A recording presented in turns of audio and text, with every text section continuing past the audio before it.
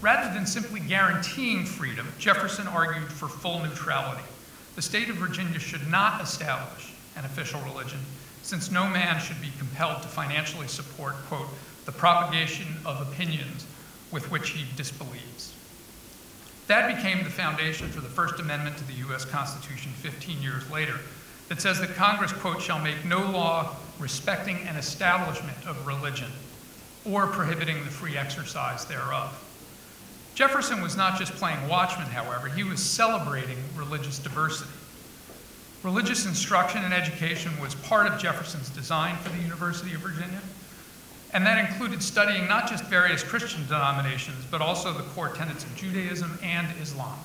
Recently, America's first elected Islamic member of Congress was sworn in on Thomas Jefferson's copy of the Quran. Of course, there is still a roiling debate in the US between whether government should be neutral against religion or provide equal support for all religions. One new book suggests that historically the US has favored a version of neutrality that Jefferson would have applauded, one that has neutrally encouraged citizens to worship because that leads to a more rich, diverse, inclusive, and morally informed society.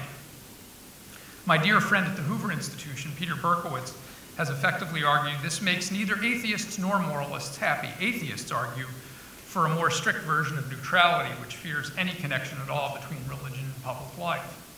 Moralists, on the other hand, would like the state to encourage a more active role for non-denominational celebrations of religion.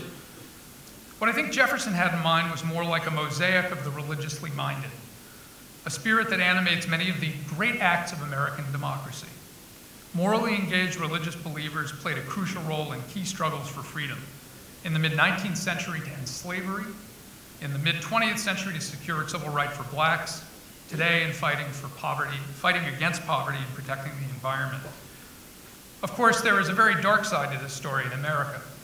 Many Southerners for centuries used religious beliefs to justify slavery, the slaughter of Native Americans, the oppression of women and other immigrants, and even to promote racial eugenics.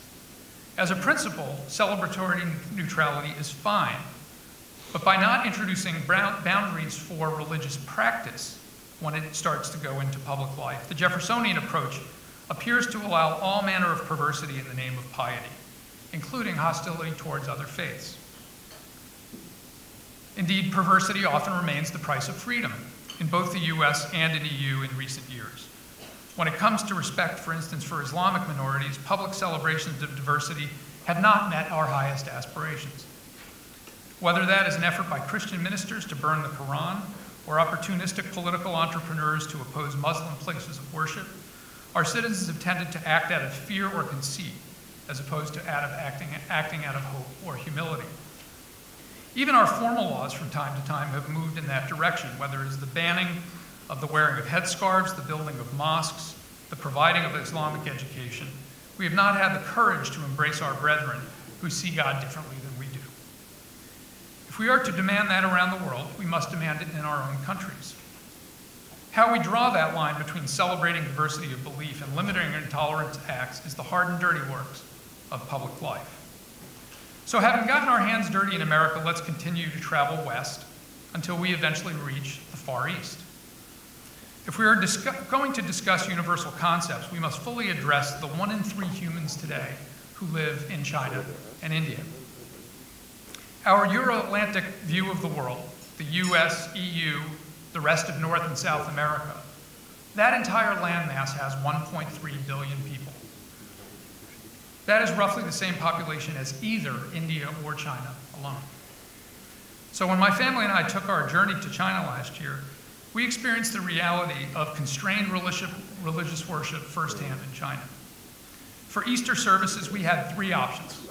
The Russian Embassy's Orthodox Church, inside the compound requiring approval from the Russian government, a Chinese language Catholic church, whose bishop is approved by Beijing authorities, or at a local independent Anglican service, which operated in the dining hall of a residence for foreign nationals.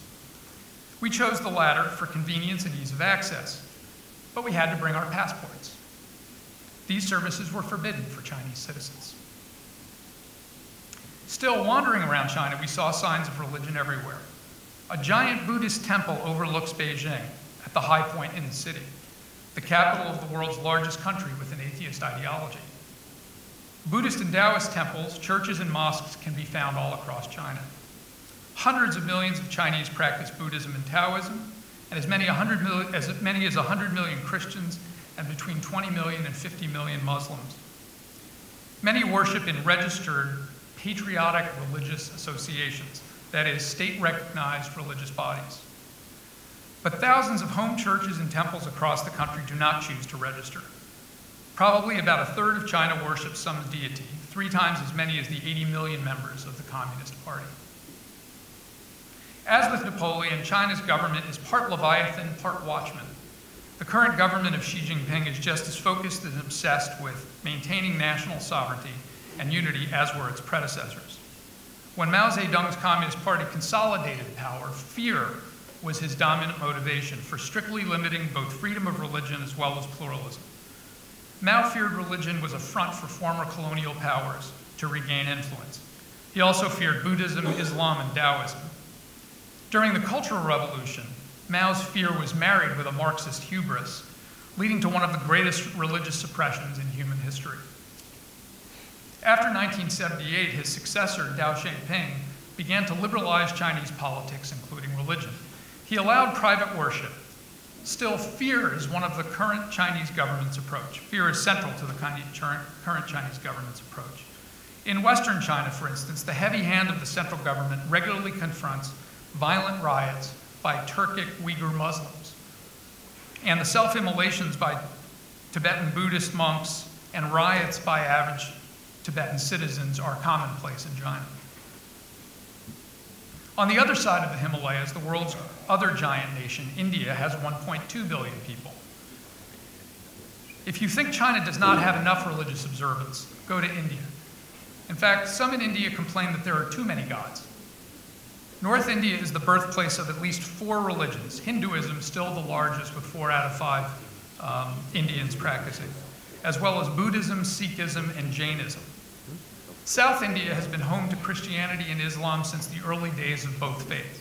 St. Thomas settled and died there in the decades following Christ's crucifixion.